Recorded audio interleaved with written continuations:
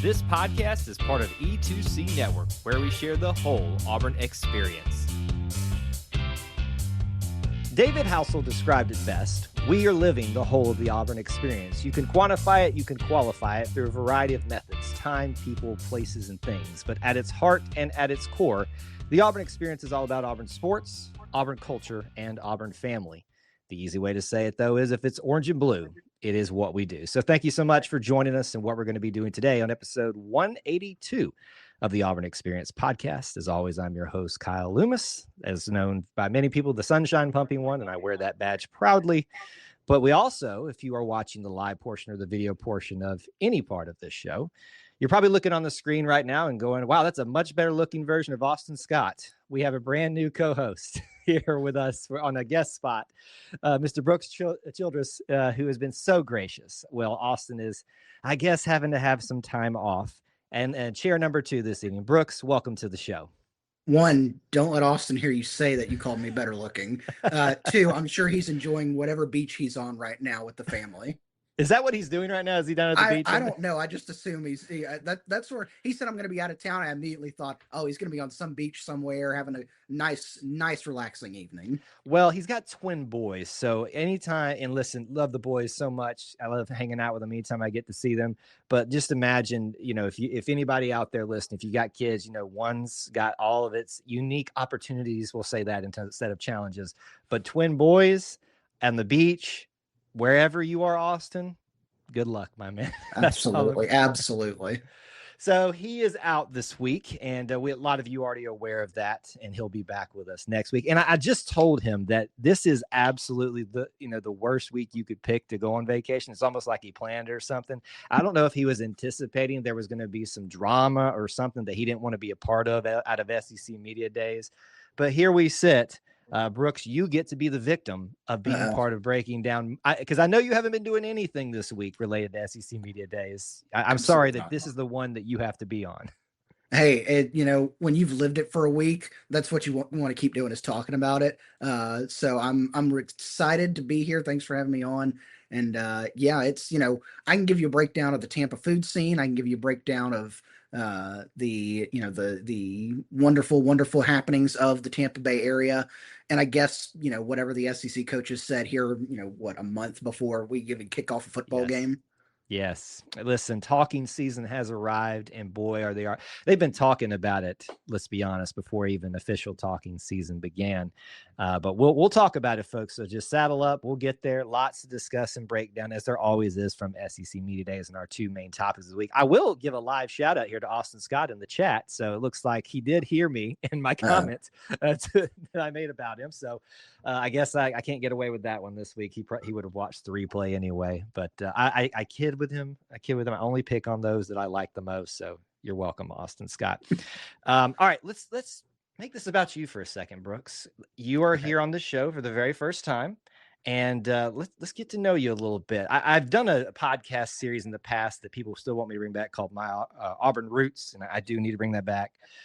But maybe this is a quick version of this. Tell us a little bit about yourself in general, but connections to Auburn, what you're involved in, just so people can get acquainted with you.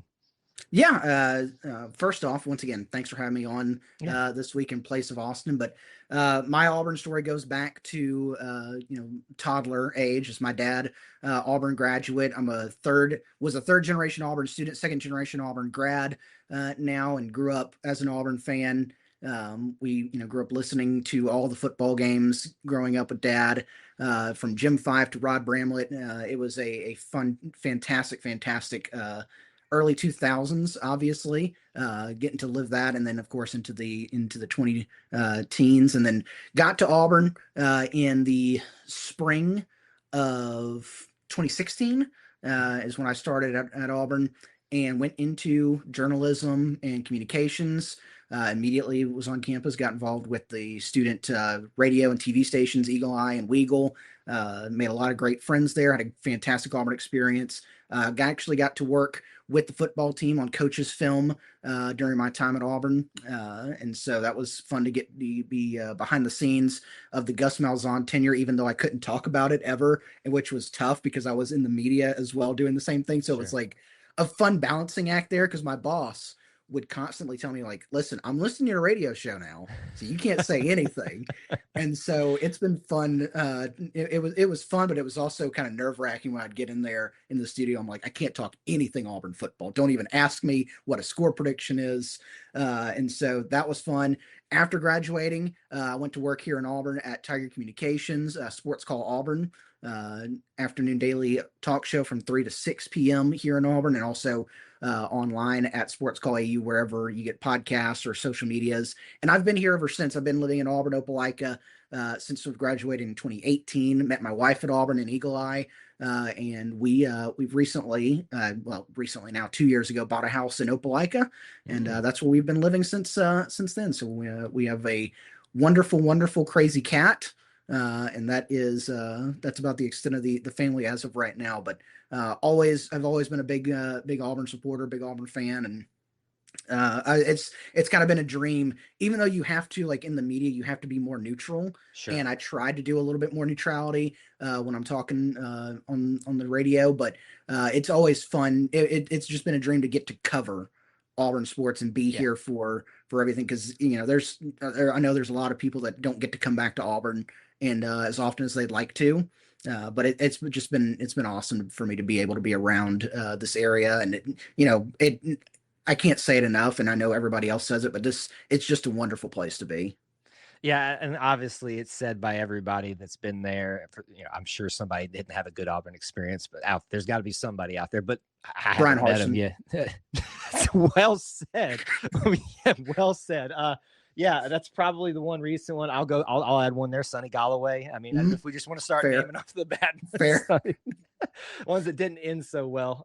But I'll finish it off with the third of the big three, Tony Barbie, and then we can. Done. Well done. Listen, that is an excellent little group. But I didn't even think about putting all three of those together across the big three there. Look, I've never met the dudes. I'm not gonna, be too mean about it, but I think we can all agree, and they can agree, it wasn't the right fit, and it wasn't the right time. Auburn wasn't right for you. How about that? In any way, there is you can. I mean, for coaches, even if you get fired, you can tell who had a good experience. Oh yeah, by who keeps a house here or around here. Like if you look around and you say, oh, that coach didn't have a house here anymore, you'd kind of know how their time went. Yeah, you definitely can. That's a good marker for that. And it's a testament, as we've talked about here a lot on our show, to how great a place Auburn is. If a place that fired you and you still had that good of an experience and you love it that much that you still want to stick around in the Auburn Opelika area, that's a testament to that. So obviously, even though I don't live in the area, Austin does, as he always likes to remind me of. It is a place that I love so much. My mother actually just moved literally this weekend to the Opelika area. So we are excellent. We'll have a resident of sorts. Residence. I'll have a reason to be there more often than I already am, which is my wife would tell you if she was in the room. You go there too often, but here we go at this point. Listen, I think it's great, your background in Tiger Communications and what you've been involved there.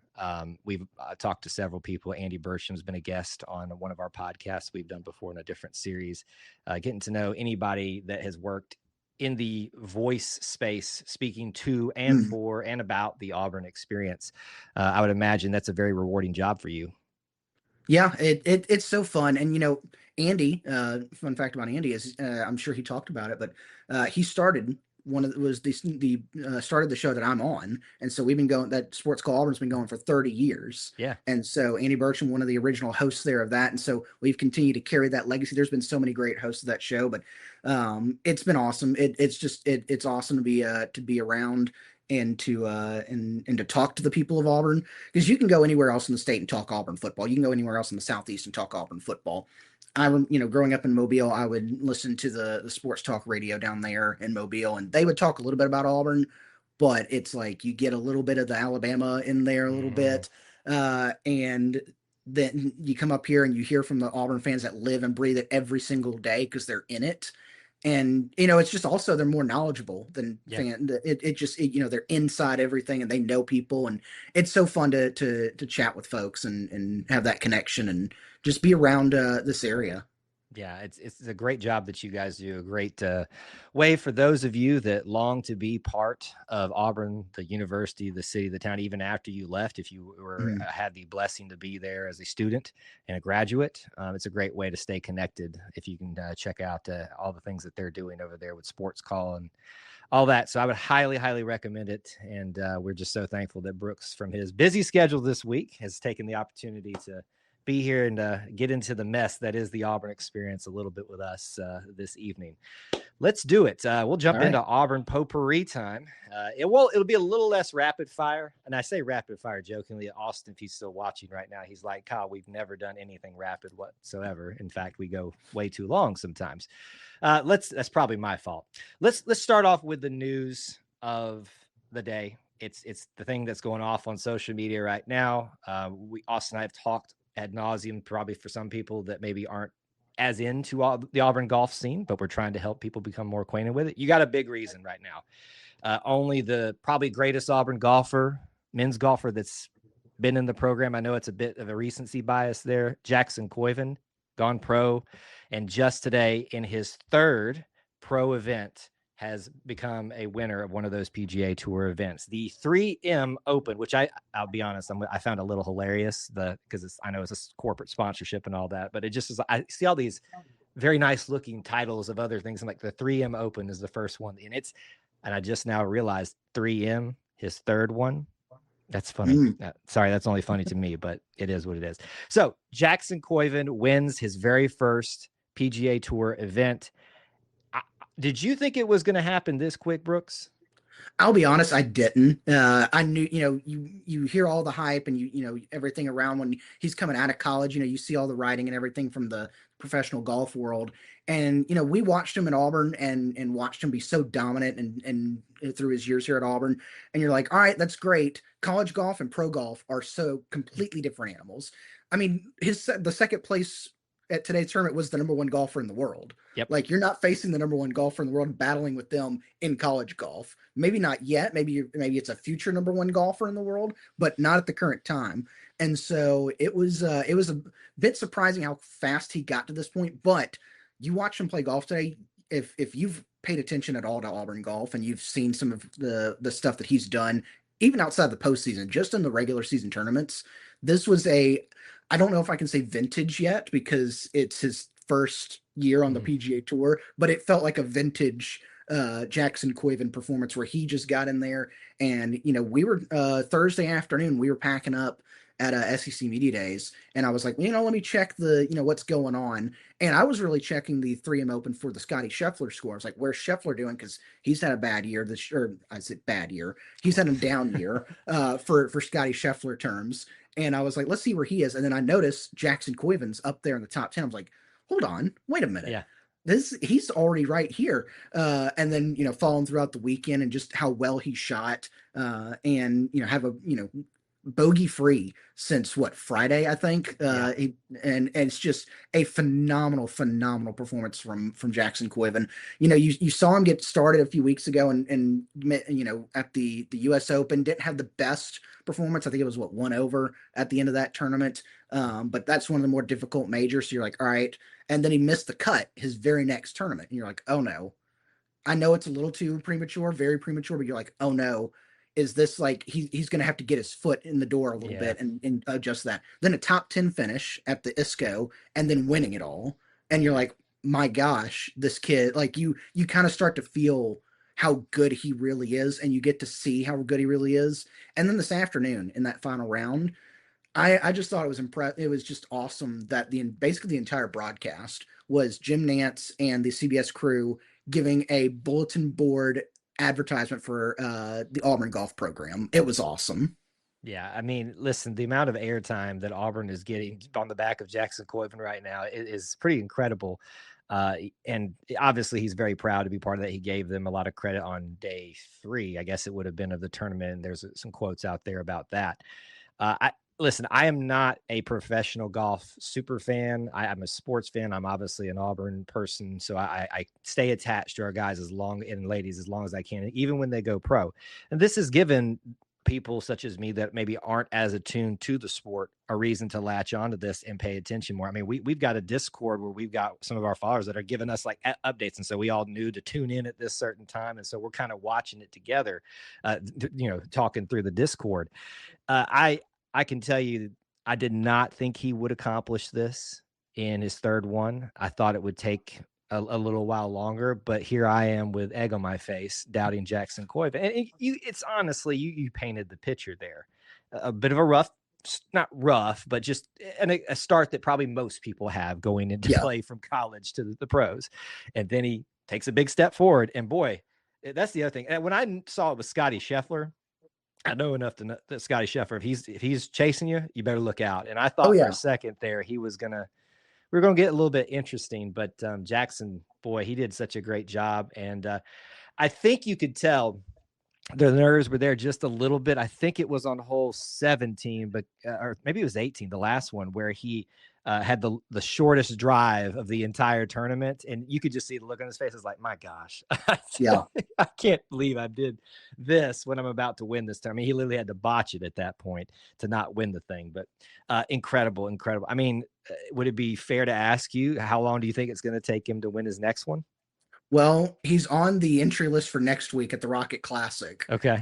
That's maybe a little premature because he may back out and say, "Hey, I won. Let me take a week off, recover from this, get my nerves back down, and not go into it." But he is in the entry list, so I'm not saying it's going to happen, but his next opportunity is this coming weekend. I don't think it'll be that long. I think that he's shown what he can do. A top 10 and a win back in back-to-back appearances, I think is just showing what he can and get in there to do. Now, how long is it going to be before he contends for like one of the big boys, one of the majors? I don't know, because you get into those fields and it's just so stacked. It's just it's so interesting to get in there. I think I'll say this: if he's in the fall slate coming up, because I think you've got like 1 or 2 tournaments left before the FedEx Cup playoffs, and so if he's in that fall slate, I would not be shocked if he wins one of those fall tournaments down the stretch. Gets maybe one early next year, and when you get into that West Coast and then Florida swing, I think I think by this time next year, he's got a couple, maybe 3 or 4 tournament wins. I just think he's got that kind of talent. And you mentioned just having the nerves. When he talked about in his post round interview with CBS. And he was like, yeah, people were yelling, Scotty's coming, Scotty's coming. You're like, how can you not get freaked out when you hear that? Because it's like, Scotty Scheffler is running me down on a golf course. No way. I'm putting the next ball in the water. I listen, I can't even get near a golf course. I did take golf as an elective when I was at Auburn. And if you ever saw me out there, I felt sorry for the teachers that were trying to instruct you on the different things that you needed to learn in this class. And I somehow got out of it. With a good grade. But he did a great job today. And I think if you're someone asking, when is the next time he can potentially win another one? Well, what he's already shown you, if you're going to be asking that question, is he can have a bad start, find his footing, and work his way back up to it at this age. And there are a lot of expectations. Auburn fans are still latching on to him. He's feeling the weight of the Auburn family, I'm sure, of not wanting to let them down too. But man, what a great start. Third tournament overall. And I mean, you got a new professional golf, I guess, light fan here that's latched on just because of Jackson. And don't forget, folks, that we've got other people that are in the PGA Tour as well that you can also be paying attention to. And I always forget how to say his last name. Patton Kaziri. I don't know. Kazire. Maybe. It's Kizzire. Anyway. But there's that. I think Brendan Valdez is back from his I think some health stuff that he had going on, and some others as well. So plenty of reasons for you, the Auburn fans, to check it out. And Jason Duffner is still making spot starts. He was in whatever one was going on at the same time as the Open Championship a few weeks ago. He was in there, didn't make the cut, but he's still getting out there. So you can still follow Duffner around and see what's going on there. And it's just it's so fun. And another thing about Coyven is they talked about on the broadcast today is that they were already throwing his name out there to be potentially in the President's Cup coming up I saw here that. in the fall, which is unheard of. Like 3 starts into the PGA Tour career, and your already name is getting brought up for a potential slot on a President's Cup team. Insane. That's just wild, and it's really interesting to watch. So, folks, latch on, keep supporting Jackson Coyven, and you got a reason to watch the PGA Tour if you didn't already have one. We'll Golf keep it naps at. are the best. Oh yes, listen, I'll be honest with you. It was dangerously close to a really good nap today. So, Yeah, but because I was so interested, I was locked in on what was that's going right. on. So, but we made it through without a nap. We'll keep it in the professional space here. This is actually about a week or change old at this point. But I always want to take the opportunity to give people a reason to, especially in the pros, know where your Auburn folks are. And this shouldn't be a name that anybody's shocked me to hear me say. Suni Lee, she is going to be back in the next Olympics. So she announced in a video about a week and a half ago at this point, I believe, her intentions to begin training for that. And there's other Auburn athletes that you can already seen that, with like Jacoby Tharp taking his leave from Auburn a little bit earlier, that's what he's preparing for. But for Suni, I think if you're looking at the Olympics, we've done segments in the past where like, here's your Auburn people that you can pay attention to. I would venture to say, I mean, I guess Jackson could factor into that as well now, but Suni's probably your leading candidate as far as an Auburn person to latch on to the Olympics. So this is a reason for the Auburn faithful to get really excited about that, because we've seen what she can do in the Olympics. We've seen what she can do, what she's done at Auburn, what she's accomplished there.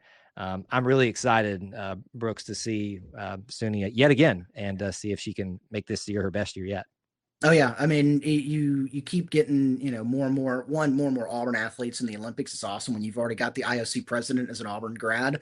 It's awesome to see all that connection. But it's going to be so fun. I'll tell you what, me and the wife, we bought gymnastics season tickets the day she won, or we decided to do it. I don't think you could the day of, but the day she won in Tokyo, Mm-hmm. we were like locked in. We're gymnastics season ticket holders and we've been going ever since. So it's also one of the things I can get my wife to go to consistently. But she was the reason that we latched onto it, and I think a lot of Auburn fans were the same way. They see an Olympian is coming to Auburn, and they're like, let me get in there and watch and get be a part of that gymnastics program. I think it's awesome. Get in, if you can do it, if you're an athlete and you have the physical capability to do the Olympics, do it. Like you just keep going. Like I don't care if you're 40, if you are physically able to go to the Olympics, keep doing it, because it is the pinnacle of sport.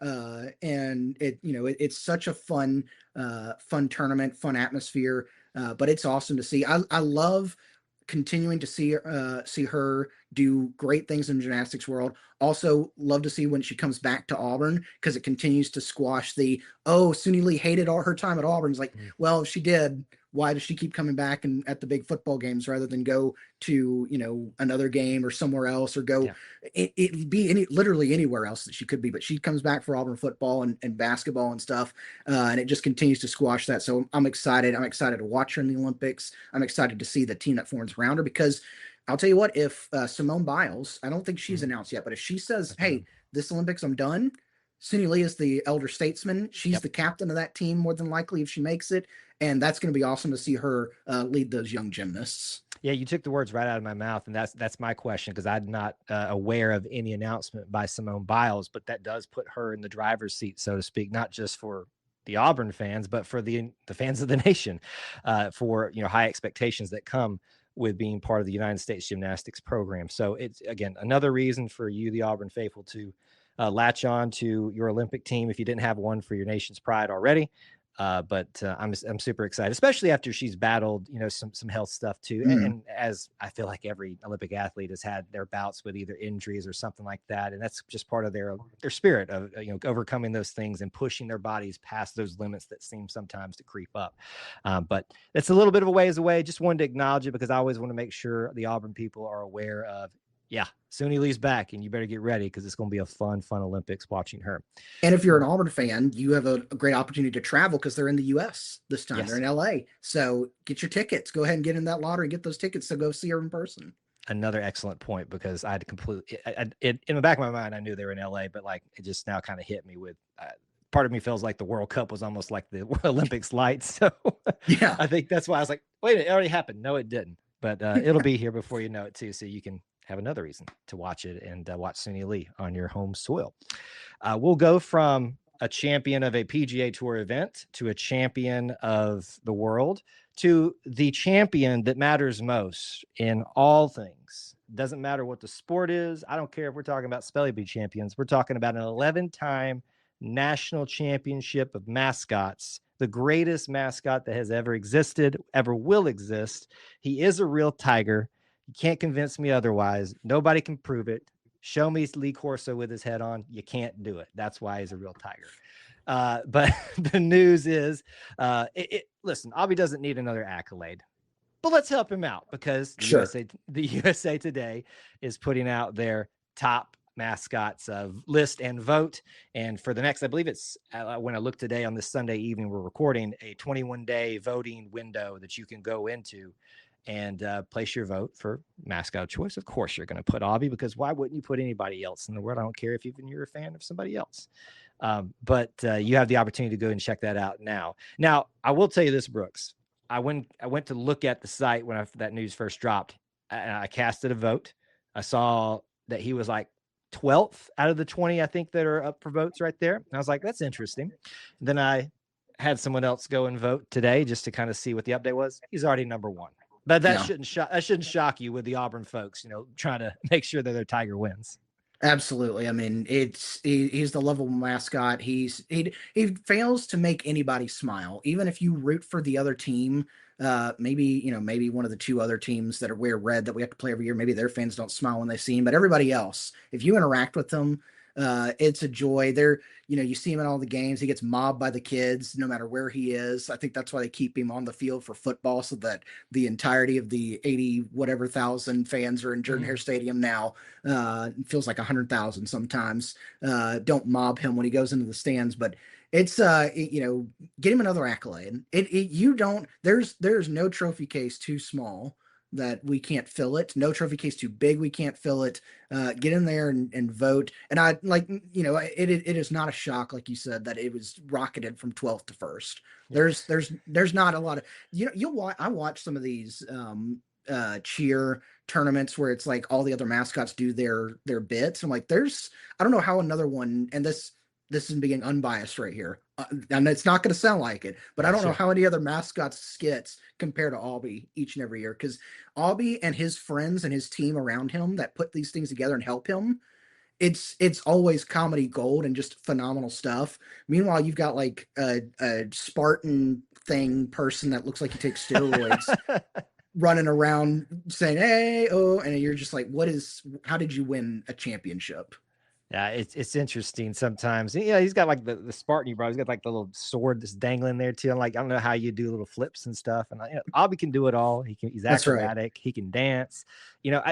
Singing, we don't need to hear his voice. That's fine. We don't need to worry about that because he does everything else so well. So if you are an Auburn fan, I implore you to, not that he needs the help, because even if he weren't to win this title, we all know who the greatest mascot ever is. But you have an opportunity to put, not your money where your mouth is, but your vote where your mouth is, and give him. So USA Today, we'll probably put a link in our show notes here for everybody to go do that, but they've been promoting the heck out of it on Aubie's site. So wanted to give it a little shout out to the best tiger in the land, and hopefully we can add another trophy, even though it'll be a virtual trophy, I guess, not an actual one, to, I guess, his virtual trophy case that continues to grow each and every time. So shout out to Aubie. We'll actually be very good on our time here, Brooks, and we got through most of the potpourri stuff that I told you we would get through. So we'll go right into main topic, because let's be honest, that's why you're here probably, and that's why most people are here, is to hear about SEC Media Days. We are privileged to have Brooks, who was there and was part of that week's events. Now, correct me if I'm wrong, were you there all week or just for a couple of days leading up to Auburn, or the whole week? No, we set up camp all week long, each and every year. And typically it plays out in our favor because Auburn typically goes on like Thursday or Wednesday or Thursday. So one the latter half of the days. Yeah. This year they moved Auburn up to Tuesday. So it's like we get our big day out of the way early in the week, and then we're like, well, now who do we talk to after that? And we find other interviews after that, but it's like usually we're building up, waiting for Auburn to get there, and then they're the last day or something like that, and then it's like go on that last day. But this year they moved Auburn up and got it out of the way early, so we're set up there all week, get interviews talking about. We work Auburn into every single interview we have somehow. We somehow we managed to get it in there.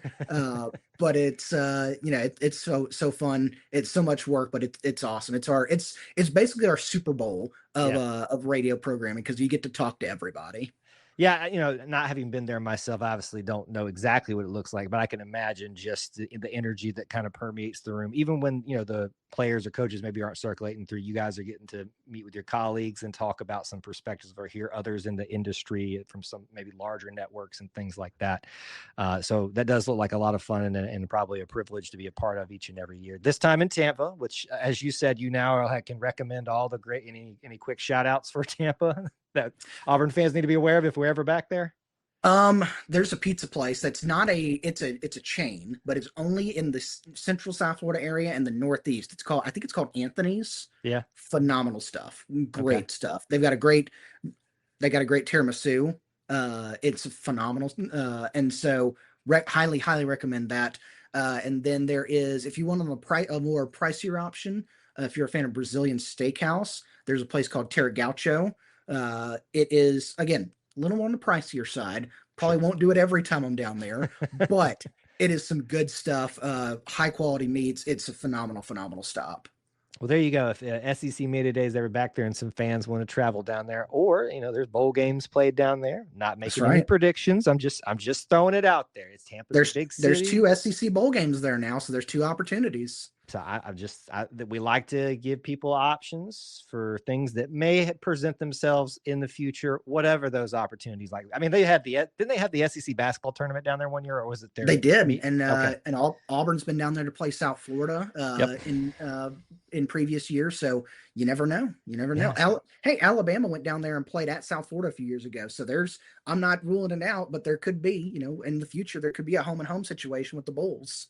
It seems like there might be a reason for that. Now, I don't know what it could be, but there's some connection there we could probably tie it into. Well, let's talk about that connection. So obviously, Auburn fans' primary focus is their team. Second day of SEC Media Days is when they arrived. Your representatives for the week, obviously head coach Alex Golish, and then you had 3 representatives from the team, and I think very appropriately, because I love to see it this way, one from each of the teams, offense, defense, and special teams. It's not always that way, but you've got Byron Brown, quarterback, who's there and kind of goes with Alex Golish as one of the newbies here. Alex McPherson, who's been around, had quite the journey himself. And then Champ Anthony, also a bit of a health journey himself there as well. And I think maybe Austin and I talked about it last week, the surprise ad of SEC Media Days. Would you agree with that? I think some people were expecting Xavier Atkins in that slot. Yeah, I think that it was a little bit because, you look at the post SEC Media Days, first team SEC, all SEC, Xavier Atkins was up there for the Tigers. And so you're like, why aren't you bringing that? Why aren't you bringing one of your top guys, the guy that everybody's talking about the most? But I think it more so speaks to who, and I'm not saying Xavier Atkins isn't this, but you're really focusing on guys that are leaders off the field, on the field, locker room. Obviously, your quarterback's going to be one of those guys. And then I think Champ Anthony, because you mentioned his story, his journey at Auburn so far, and I think that's a big reason why they took him, because he's a guy that can represent what Alex Golish and this staff are trying to do, especially in year one. I think all 3 of those guys, and you mentioned Alex McPherson, you mentioned bringing in a guy from all 3. I think Auburn was the only team that brought a guy from all 3 teams. Nobody else, and Alex McPherson wasn't one, regarded going in Media Days as one of the top 1 or 2 kickers in the country. I know, Oklahoma's got a really good special teams unit. Georgia's always got a fantastic special teams unit.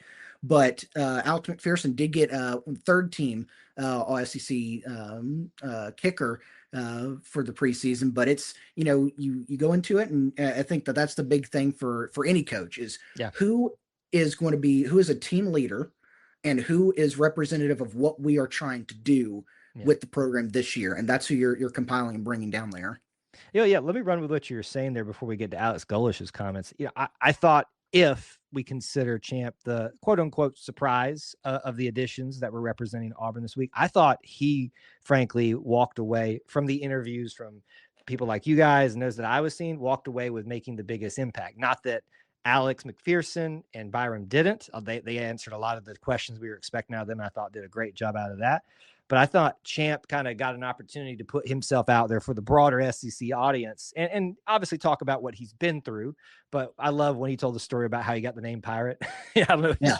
that was a really good one there. So I love that. And Alex, his story, I was a kicker myself. I may have mentioned that on the show before.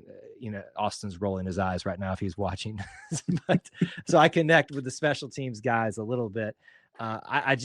All my respect goes to that man for what he is. I've had family members deal with similar issues and how that can just be so debilitating, especially when your goal is to be back on the field as a collegiate athlete. And Coach talked about that this week, about how he tried to take it easy on Alex McPherson as much as you do for kickers and special teams and stuff like that. And he didn't want it to be taken easy on him because he's like, no, I'm healthy. I can do these things. This is my response to do all these things. So I thought that they stood out in that. I think my big question on the players for you would be your impression of Byron Brown there, because he got a lot of the questions. Did he actually get asked about his throwing motion? I think he did. I don't remember if he specifically. I know we had lots of conversations about it, and everybody that we talked to said it's a non-issue. Yeah. It is, as long as he's getting the job done. And I think the biggest thing is people brought up, we're in Tampa. You've got a quarterback that used to play in the state of Florida that had a weird, funky throwing motion. And not saying that Byron Brown's going to do this, but he won the Heisman and national championship. And went on to have a NFL career too for a few years, and was somewhat successful in some of his ventures in the NFL. And so it's like it's an issue for people that want it to be an issue, Yeah. It is. It's a good way to put it. I think it's people that are itching to talk about something and it sounds like a little juicy that this is an issue. Listen, I'm not going to act like I'm some expert on quarterback throws. Have I seen videos where it looks a little bit funky to me and what I might expect to like? Sure. But what do you care? As long as it gets the job done, just like he said, his goal is not to worry so much about, yes, if your coach is giving you instruction on your throwing motion, you take it and you work with it. But if he's comfortable with it and he's giving you the reins, what does it matter? Like, go out there. Just look at his stats from South Florida. It's he got the job done. Yeah, he did. And I think he handled himself real well. Just kind of from the moment that he stepped on campus with those initial interviews, you just could really tell this is a guy that's, obviously had several years playing college ball now. He's become a little bit more polished and handling those types of things. So even though we knew he was going to get those types of questions, I thought he did really well, carried himself well. I think all the guys did in regard. Not that I would walk away from it. I don't know that there's ever an SEC media days that I've said, well, that didn't go well at all. But maybe some more than others. But I thought it was a really good thing. The coach comments, I think, is really where people latch into and want to walk away from things. I've given my opinion a lot on different things that we do, and I can still offer some of those here. But I'd like to hear in the plethora of things that Coach Golish said in his main press conference, or in maybe interviews you guys had with him or other media members, what stuck out to you the most and that Auburn fans should be paying attention to the most about what he said? I think one of the things that he said that I think people are, not necessarily Auburn media, but some media are taking and trying to run with was we don't set goals, we set expectations. That comment got a really big run. But if you think about it, it's not, there's some people that are trying to twist it into something negative and saying, oh, is that really how you want it? And it's like, no, it's a really good, I don't know, motto to have is you Yeah. set the expectation for the program, because this is what we expect you to do. This is, we're not looking for setting all these stat goals and goals for, win record and, who we got to beat this year. That's, that gets you in trouble. You go out there and something gets out, say you just have them even privately inside your locker room. There's cameras everywhere now. Somebody's going to take a picture of it and say, our goal this year is to beat this team or beat that Yeah. team. Well, then if you don't do it, why didn't you meet those goals? It's more about making sure that you set a standard for how you are going to build a program and maintain whatever expectations you have for that program. He talked about it, trying to get this team back to contending for national titles, trying to get this team into a spot where they can contend for playoff spots, which is now easier than ever. And I'm not saying it's super easy, but 12 teams, you're an SEC team that drops 3 games, you're still considered one of the top programs that could still get in there. And if we expand even more, it's going to be even easier. And so it's getting back to that point, getting back to being a team that can get into playoffs is where you want to be. I also, really liked him talking about, just the, how this off-season program has gone, how the team has been able to get built here.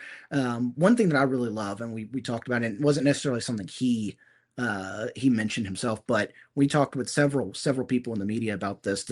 You think about the continuity of this program. You think about all the guys that they brought from South Florida, staff members, players, and everything, and you still have a defensive coordinator that was here, that knows what's going on at Auburn, was successful at Auburn. That's an unprecedented level of continuity. I'm not trying to sit here and say we need to be, Auburn fans need to be, looking for a 2013-esque type of performance in year one for Golish, but it is, you talk about coaches going into spots and bringing players in and having immediate success. I think everybody thinks about Curt Cignetti going in a playoff team year one and then a national championship year two. That may be a little, Curt Cignetti may be one of the best coaches that's ever graced the sport of football. We don't know, but it feels like it. But it's like, he didn't have this type of continuity. Yeah. He came in, he brought his players, but he didn't have his players and people that knew Auburn. He's got Alex Golish is coming in, players that know Auburn, coaches that know Auburn, players and coaches that know his system, and a great support staff. Gus Malzahn talking to him in camp and coming to practice. And Gus Malzahn is somebody that knows Auburn better than almost anybody out there right now. That was one thing that I took away from media days, not necessarily something he was saying, but when it comes to that continuity, and it's just an unprecedented level, I think, of a program in year number one under a head coach coming from a group of 5 level. Yeah, I think those are some great points that you brought up. The standards over goals situation. Certainly, I did see some people try to run with that in that weird way, but I was like, nah, listen, we're trying to fabricate some things at this point. Let's not just try to do that and get clicks and things like that. But I thought it was a great way. In fact, it made me personally, and I'm not trying to make this about me, but I've been very much this year trying to set the expectations for Auburn folks that, listen, you don't need to build these not even lofty goals, these goals, these ideas of what a record should look like necessarily. And trust me, there's people panicking right now in our audience, like, oh, you're not going to give your predictions this year. I will 2 weeks from the season, like, as I promised you guys. But it's right now, the focus is about setting those standards so that foundation is built and doesn't crumble away when things get tough. And yeah, does that mean because those standards might come into play real quickly and you could have a 2013. It's probably not going to happen.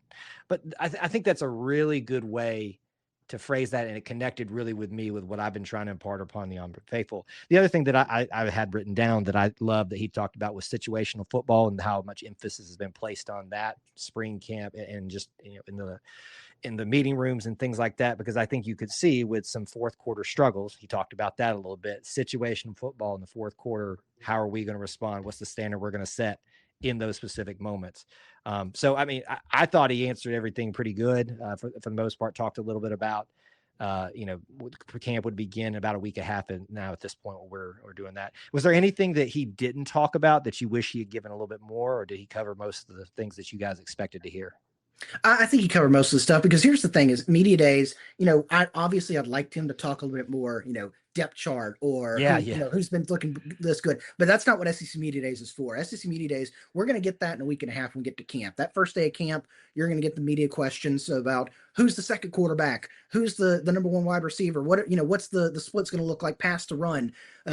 It's That's going to come. This is SEC Media Days. Even though we're down there, we're not down. We're down there to talk to the national media. The national media is there to talk to Alex Golesh about the big picture issues. Mhm. What's it going to be like in year one at Auburn?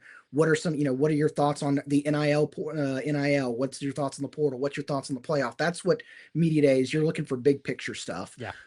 Something that I did like, and we heard it from a lot of different coaches, was, and he's already said it many, many times, but as an Auburn fan and growing up with Auburn football, something that I continue to love it when he talks about is running the football. Oh, yes. Because there's we talked to so many people and they were all like, yeah, why didn't why was these guys not getting the touches that they needed to get in situations? And that goes back to what you were saying, situational football.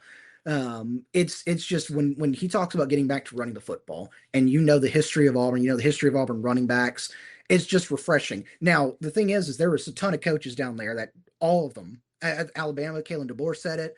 I think Summerall said it, but at least a few other coaches down there said, we got to get back to running the football. All right, we'll do it. Yeah. Run the football.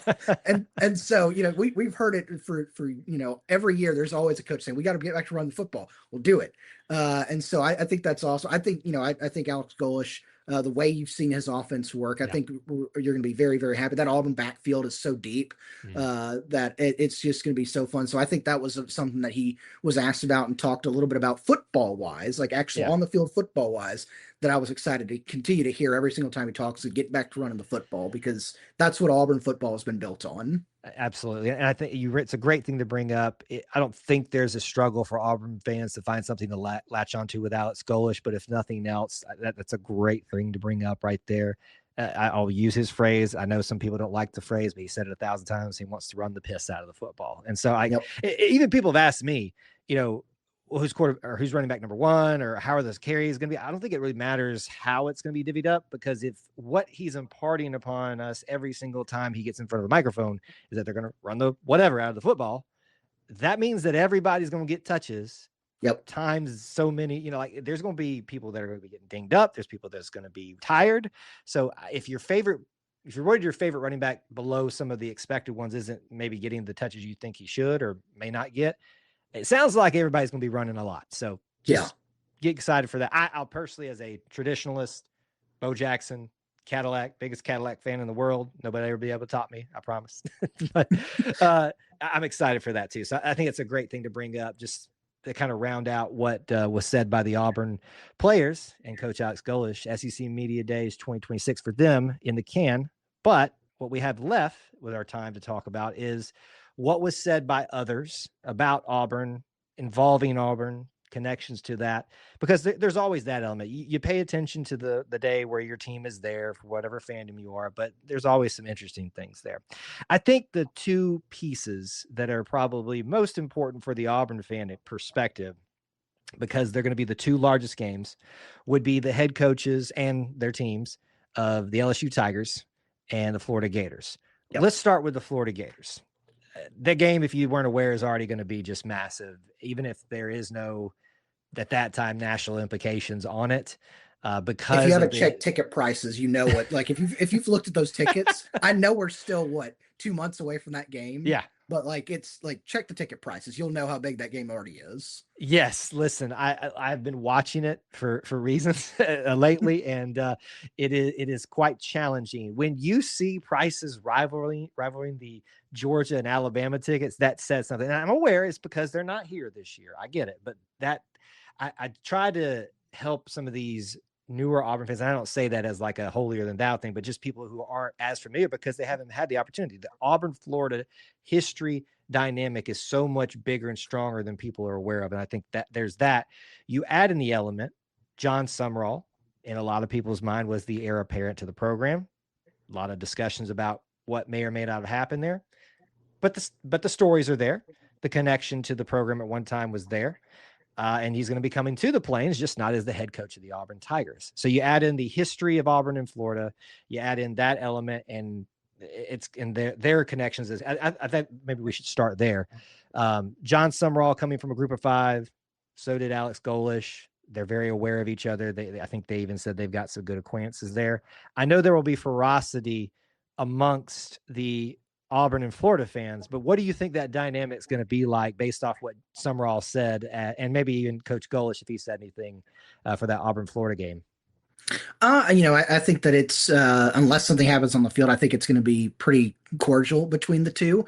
I think it's really going to be the Twitter leading into the game, Twitter, X, Facebook, Instagram. That's going to be a fun place to be. The message boards, that's going to be a really fun place to be. And then the stands. If you are in the area around the Florida contingency, that's going to be a very interesting place to be in that. I hope Florida brings their band, because sometimes away teams won't bring their band to Jordan Hare Stadium.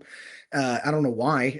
I think it's a wonderful, wonderful place to be for the visiting fans to be to hear that, to be there in that corner. But whatever. But it's I think that's where it's going to be. It's going to be in the stands. It's going to be in the socials. I think the two are going to be cordial. I think both of them are going to want to beat the other one very, very badly. I mean, people are trying to bring up, Golish going to Tennessee and beating Heupel. Well, there's not really bad blood there, because they were on staff together. Yeah. Heupel hired them. It would just be like, hey, boss, I got one over on you. I'll see you next time. And it doesn't, obviously there's going to be the Golish wants to beat Georgia and Alabama because it's Georgia and Alabama and you're the head football coach at Auburn. But there's not he has not had an experience with those games yet. Yeah. So I would link, and you could argue, well, he was at Tennessee, so you've got the natural rivalry with Georgia and the third Saturday in October with Alabama. So he wants to get over on them. But when you're talking about where a place you either almost went, or the place that you were you are the guy that is facing the guy that turned this job down, you want to prove, if you're Golish, you kind of want to prove, hey, you made the right choice with me. Mm-hmm. And if you're Florida and if you're Summerall, you want to say, look what you missed out on. Yeah. Is now I'm going to win, and I'm going to go, have the team back in primetime position before you guys.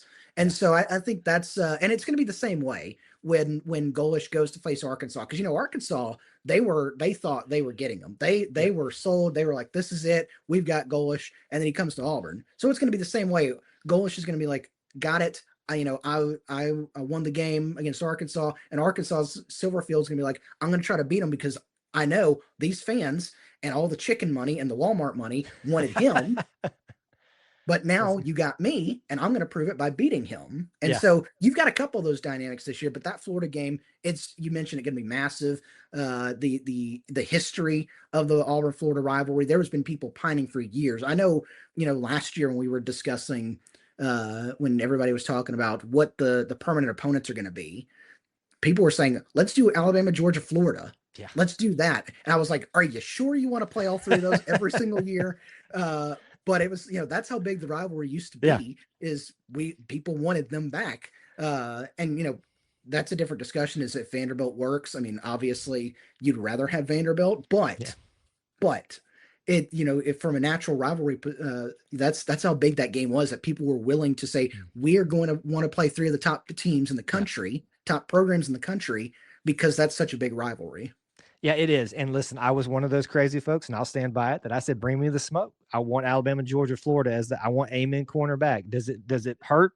It does, probably, in the long run, but I'm a big fan of the history, the traditional stuff there. And so I think that's great. And so I'm excited for those dynamics.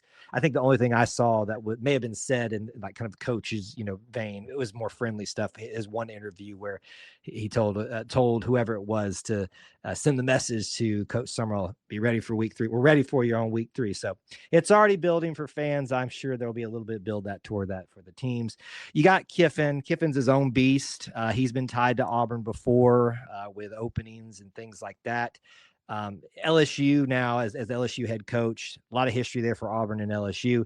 He went on a discussion when prompted, as much Kirby Smart's done it, Nick Saban's done in the past, about how he called it magical, I believe is the phrase that he used for Auburn. So we've heard nightmare. Now we got Lane Kiffin saying magical. So which is it, Brooks, at this point? I think it depends. Obviously, depends on which coach you ask. Yeah. But I think that it's it continues to speak of the aura that Jordan-Hare Stadium has, because it's such a unique place to play a football game.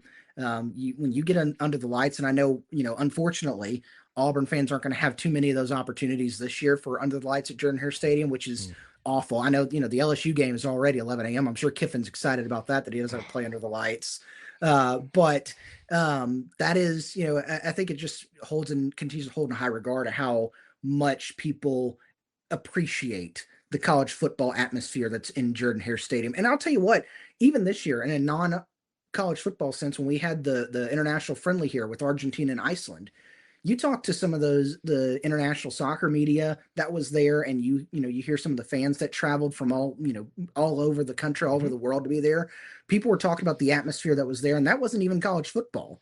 That was not Jordan-Hare Stadium with its teeth bared, looking at you, staring you down on a 3rd and 3, and you're trying to convert to get into field goal range. That wasn't that. That was a international friendly that it was mainly Argentina fans there, but it was still, they weren't even like, oh, do we got to win this game? Because like it, in the sense of the World Cup, it didn't matter. It was just a warm-up game.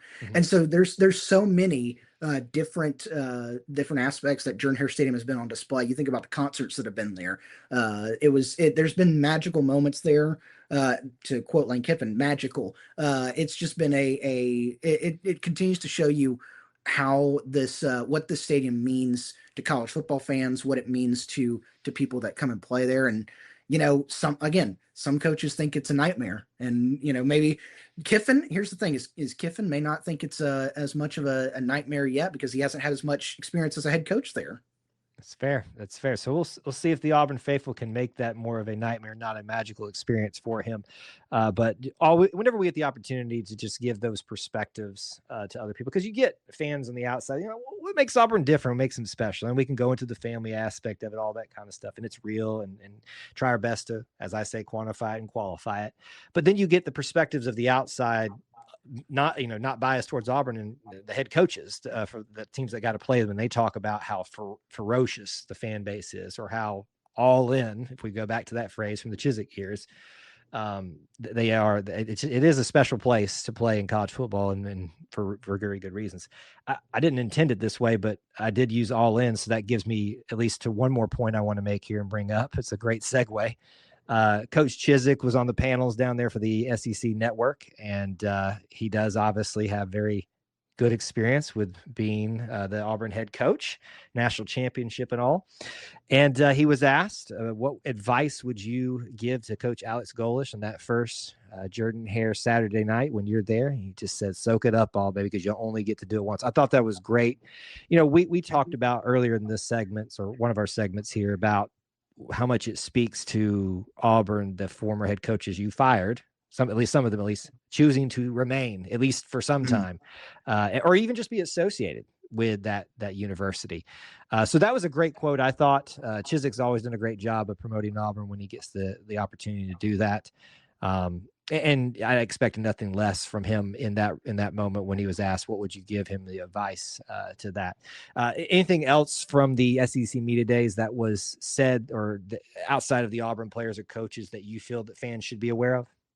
I mean, they may be aware of it already, but it's just the more positive that people were on Auburn.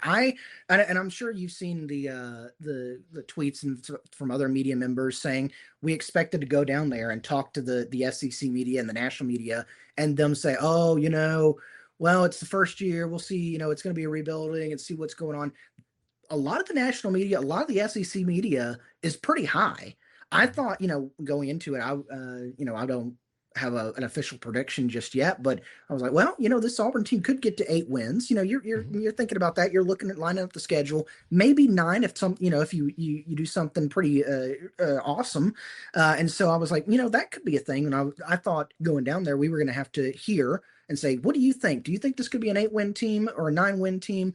And then the media the SEC media have to be like, well, that's going to take something, a little something special. I think more like 5, 6, maybe 7 if you're lucky. But they were all pretty high on it. They were all coming into it, and they, came in and said, well, yeah, I think 7 is very realistic. I think 8's realistic. 9, and it was a more positive vibes from the SEC media than what I've heard the last few years. Going back to Harsin, going back to Hugh Freeze, it was a more positive vibe, and you could say, maybe look at the head coach there, but it was just it was just a fun.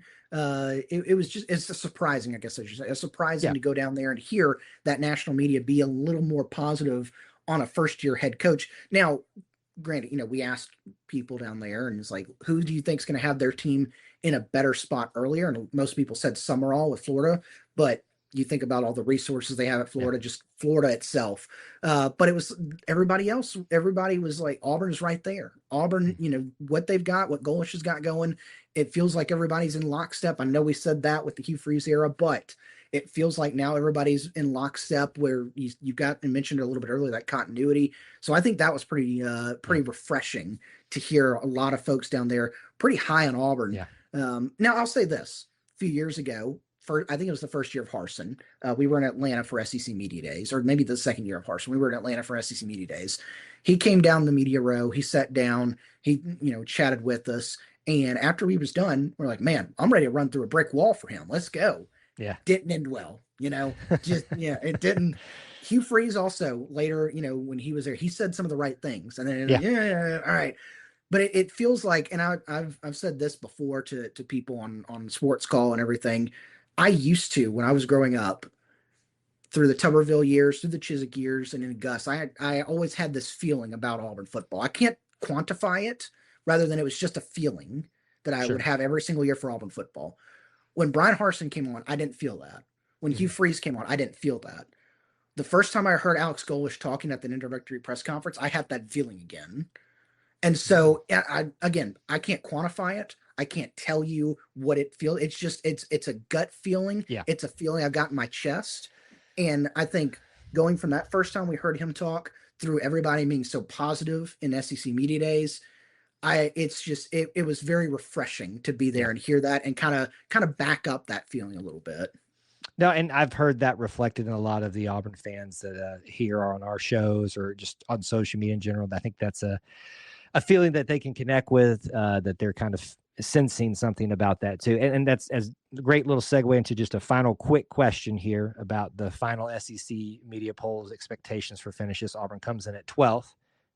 Yes, sir. Or too high or too low, if you had a gut reaction to that, 12 in the SEC for Auburn to finish at? Well, to be fair, I did get a vote as being a media member down there, so it was a little low for me. I think I had them at 9th. I'd have to go back and look specifically where I put them, but I think it was right around the 9th area. And so I did think it was a little low. I think that's still, some people being a little hesitant. And then, you look at the teams ahead of you. There's a lot of talent in the SEC. Obviously, it's the Southeastern Conference. Yeah. There's not a lot of other conferences that you're having the conversations at their media days saying, is this conference going to break away and have its own thing? The SEC is having those conversations because it's such a deep conference, and such a and not just in football, but for this week it was mainly about football. But you look at all the talent there. But I think this Auburn team, you look at them. I think that 12th's a little low. I just think I think it's a little low. I think they can get in there. They can pick somebody off. I know I've seen some Auburn folks talking about this post media days. I have a better feeling about the Tennessee game now after talking with folks. Yeah. The Tennessee game was one of those that I was like, I'm kind of on the fence here. I don't know how it's going to go. There's a lot more people more positive about that. Obviously, you've got the Florida game that people have been, on the fence about, feeling more positive about that as you get it at Jordan here. The LSU game, there's people that feel a little more positive. And so if you can do that, if you can go through and just around the season, you can have a really solid first. And, if you look at the schedule, it's kind of in thirds. Yeah. If you have a really solid first third, that middle third is really, really tough. If you could pick off somebody in there and then have a solid end to the season and maybe pick off that last game of the year, you never know. It is an awesome, it could be a really, really fun year. So I think they could go higher, but I personally had them at ninth. I had them up a little bit further than some of the SEC. But you know, you look, somebody in the media voted Kentucky number one. So you know, it wasn't me. No. I'm just, I wouldn't insinuate that, but I will. I'll just keep my mouth shut on that one. Kentucky's become the new Vanderbilt. Isn't that funny that Vanderbilt used to get one vote a year by somebody, and now it's Kentucky. That's interesting. Well, congrats to Kentucky, I guess. But you know, even if it's a little low in a lot of Auburn fans' minds too, as you touched on, I'm just kind of putting everything together here. You touched on the positivity that is there for Auburn across outside of the Auburn spaces, but across the SEC media, national media. There's some interest in what this for year one could be for Coach Alex Golesh, for the Auburn Tigers, and SEC football. It's going to be a lot of fun to watch this year.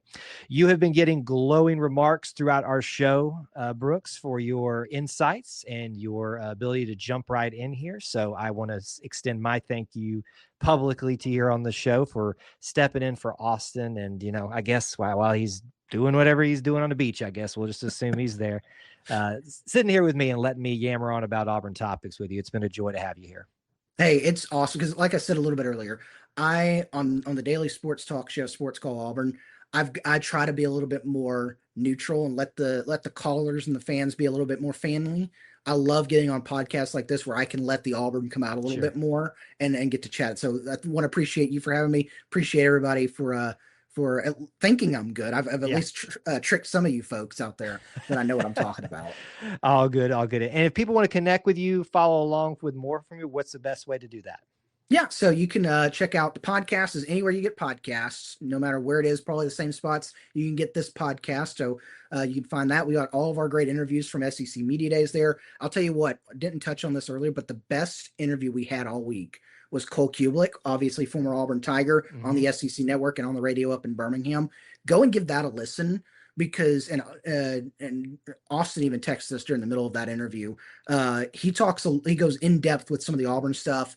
He's always fun to talk to, but hearing his perspective on this year's team, awesome. So go listen to, if you can find that, listen to that. Follow us on all the socials at Sports Call AU, and then me personally, wherever you find Twitter, X, whatever you're calling it nowadays, at Real Brooks C. That's where I'm at.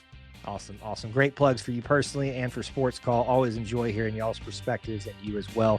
Thank you again for being here, and for you, our audience, whether you were here live, whether you caught the replay, or just the regular podcast version. We appreciate you being here and being part of our little family within the Auburn family. As we go, I remind you, the Auburn Creed asks you to do justly, to love mercy, and to walk humbly with God. We ask you to do the same thing. War Eagle. War Eagle.